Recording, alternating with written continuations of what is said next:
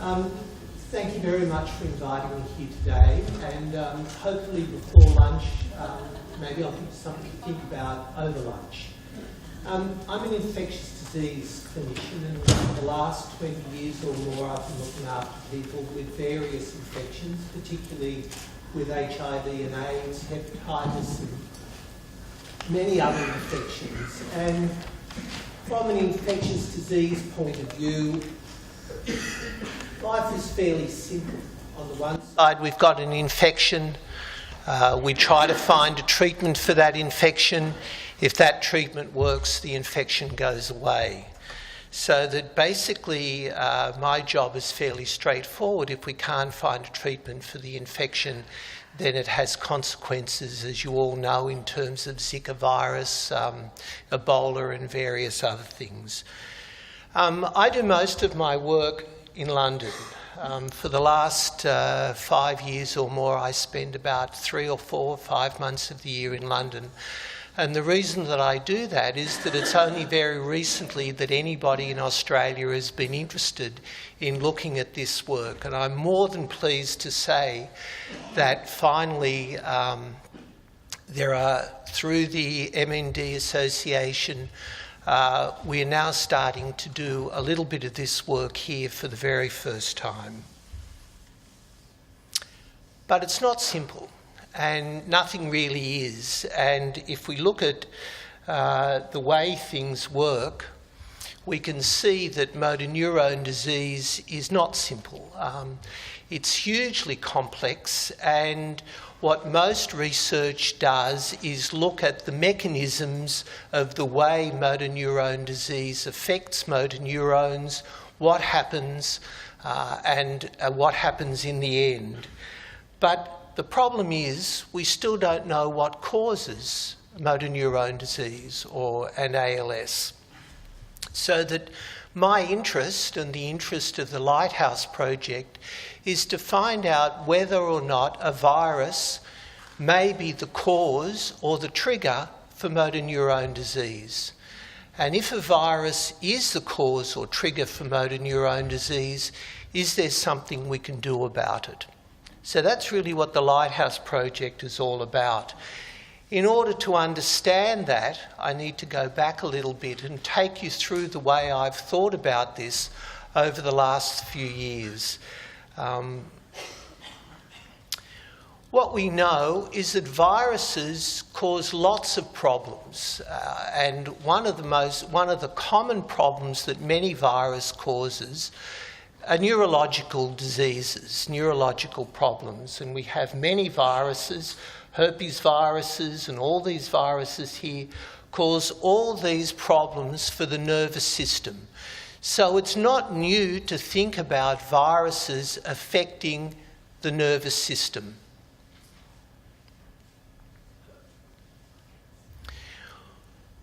Viruses. Now, there are 2 types of viruses. There are the viruses like influenza virus, polio virus, hepatitis virus, whooping cough, other viruses that are spread from person to person. And these viruses affect particular organs in the body. And they are one type of virus. Then there are other types of viruses. And those viruses are transmitted person to person through blood transfusion, sharing needles, mother to child. And these viruses are particular sorts of viruses. And one, of course, that is now a worldwide epidemic is HIV, the human immunodeficiency virus that causes AIDS. And this is a particularly interesting virus. It's a virus that, of course, has caused more than 35 to 40 million deaths of people all around the world, and it's taken up almost 25 years of my professional life. But it's led me on to think about how a virus like this, of the same type of family as this virus, may in fact be associated with a cause or trigger for motor neurone disease. In order to understand this, we need to think about a topic that we probably don't know very much about. And that topic goes back to our genes, our chromosomes. Everybody knows about chromosomes. And what we know is that the chromosomes are made up of these wonderful double helix DNA, ACTG, that were described by Watson and Crick. And perhaps one of the most fascinating, interesting and even brilliant discoveries of science in the last, forever, has been mapping the human genome. Every day we hear that they've found the gene that causes grey hair, the gene that causes the colour of your eyes. And we also know, of course, now the wonderful work that's being done describing the genetic association between certain genes and certain illnesses. But this work has come from the Human Genome Mapping Project. But when they did this project, they found some things that were not predicted that were incredibly interesting. Firstly, they found that we have 3 billion pairs in our chromosomes of these ACTG double helix. We have 3 billion of them. And only 2%, 3%, are used to map all of our genes, so we only use 3% to transmit all of our genetic material from one generation to the next. Just 3%. So what happens to the rest? And what they found, which was completely unexpected, is that 8% of our genes are actually made up of viral DNA. And these are viruses that infected marsupials as long as 40 million years ago. And these viruses became part of our genes, became part of our DNA, and were passed down for millions of years from one generation to the next. And they make up 8% of our DNA. So 8% of your DNA is made up of viral genes that are part of your DNA. And this wasn't known before. So then the question is, how has this happened? And clearly we know that over the generations, these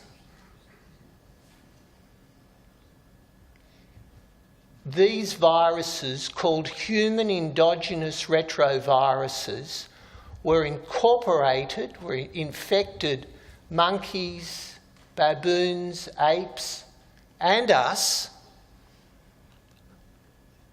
and were then passed down from generation to generation.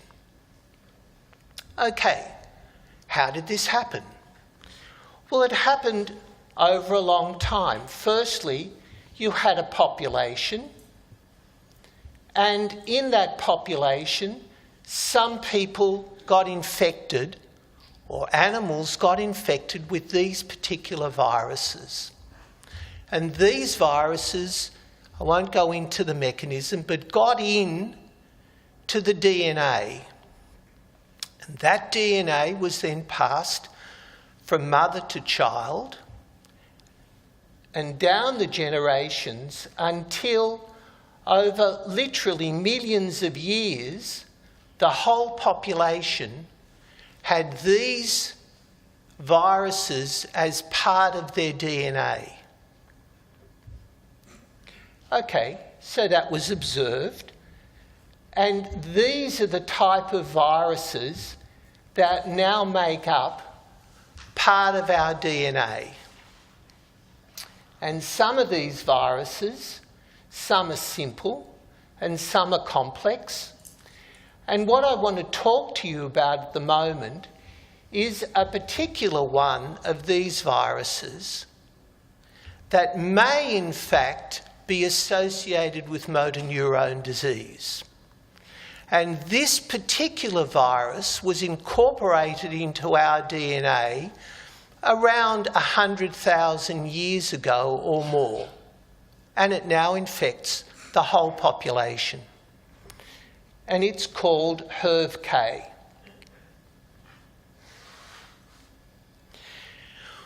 Why are these important? Why do we even care about them? Well, the first time we started to care about these things called human endogenous retroviruses or endogenous retroviruses was when we started to use pig heart valves to replace heart valves in humans. And the reality is that you can take a pig heart valve and you can sterilise it as much as you like, but you can't get rid of the DNA in the heart valve. So the question is, if you put a pig heart valve into a human and the pig DNA valve has got these viruses, because all animals, all living things have them, what happens if suddenly it's activated? What would happen? And the question is, can these viruses or these DNA viruses be activated?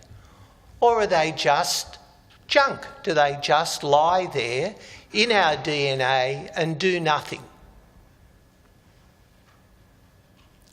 And I think this is a fascinating question. So, yes, these viruses can be activated.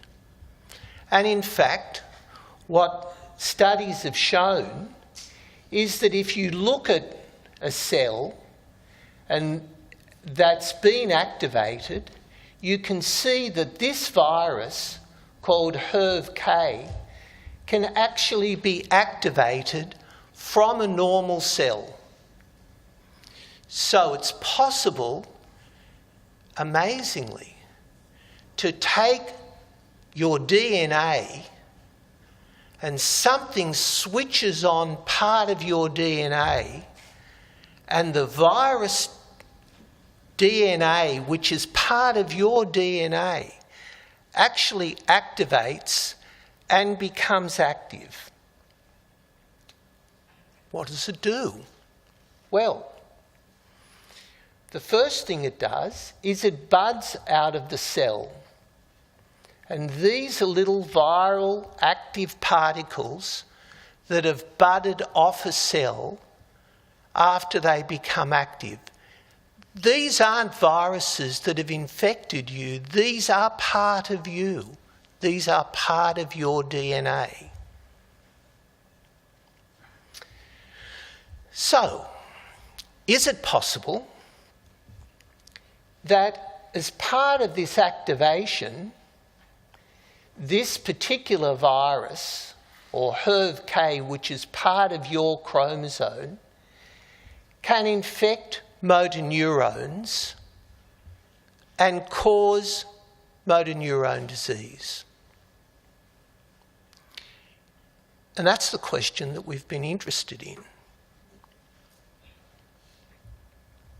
So what we know is that this virus, or this HERV-K, is located all through our chromosomes. So if you look at the 22 pairs of chromosomes and the X and Y chromosome, that all of these chromosomes have different types of this HERV-K part of our DNA.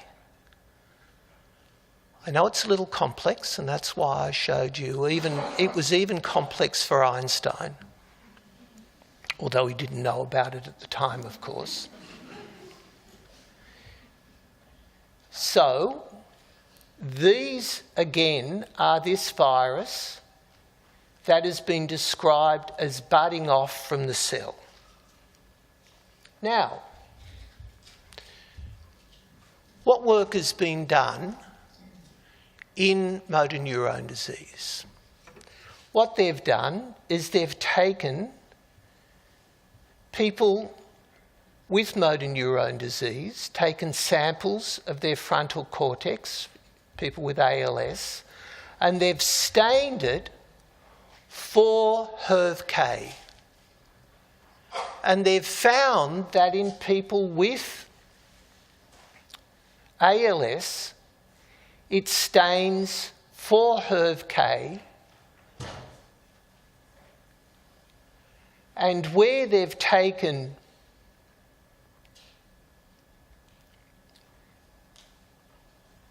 neurons of people with HERV-K and have looked for expression of HERV-K in people with ALS compared to people with other systemic diseases that have died from accidental death or Parkinson's disease, there is actually a very statistically significant increase in HERV-K in people with ALS.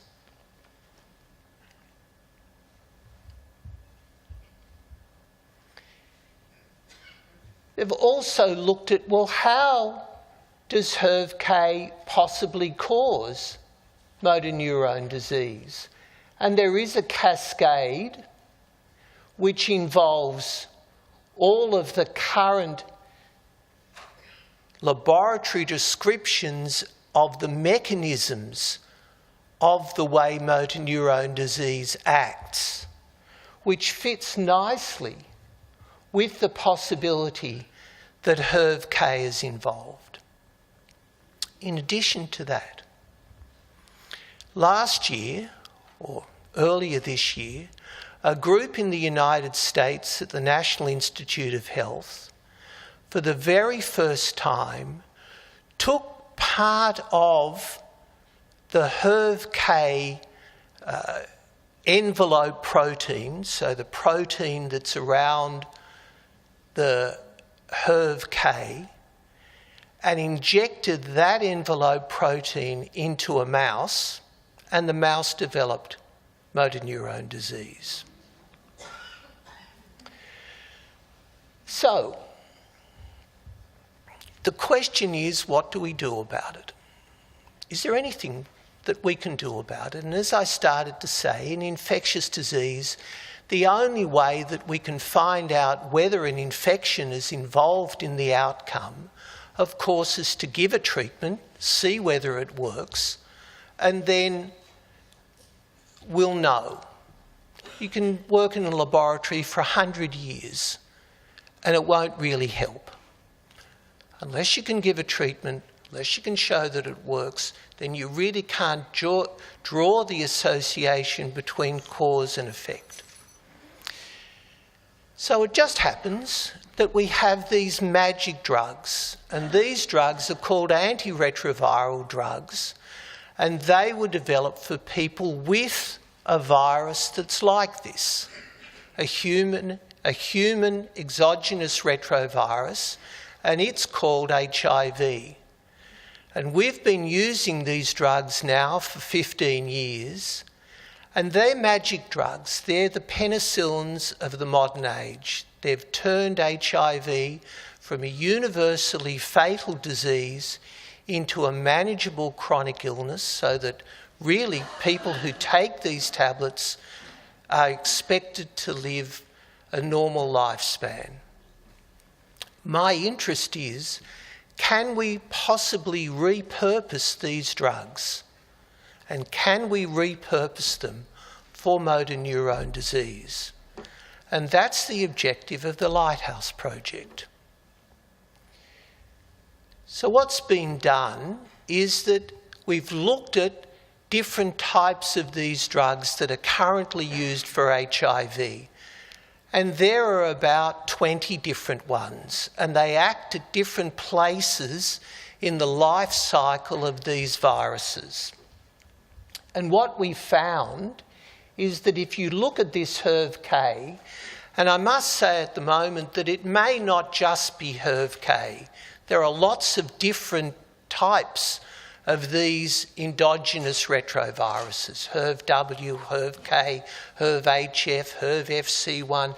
There's lots of them. They make up 9% of our genome.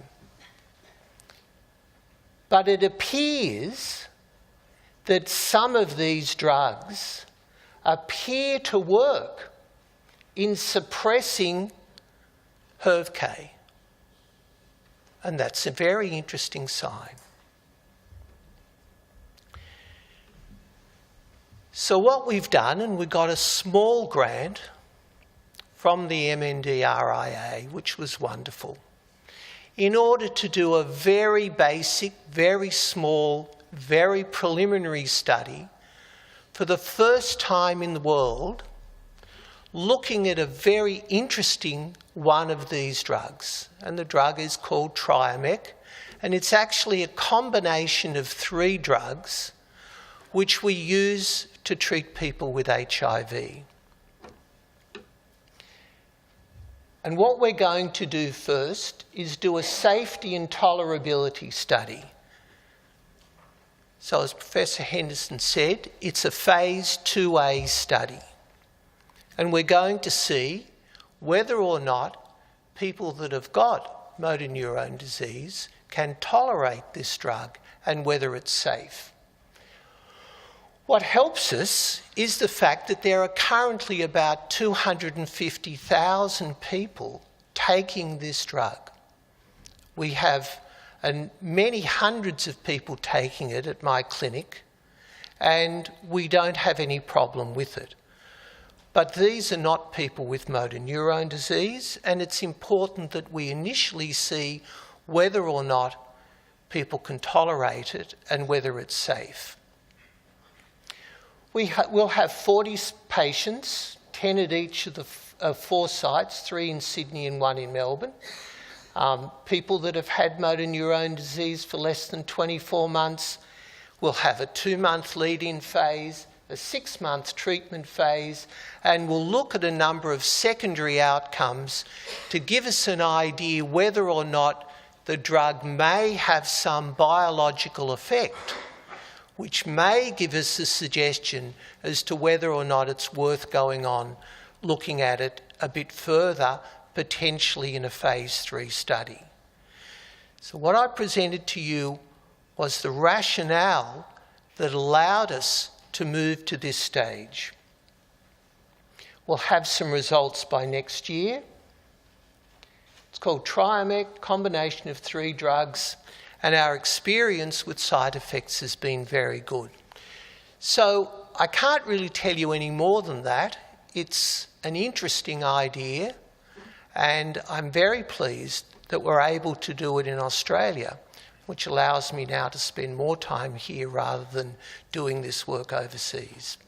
Thank you.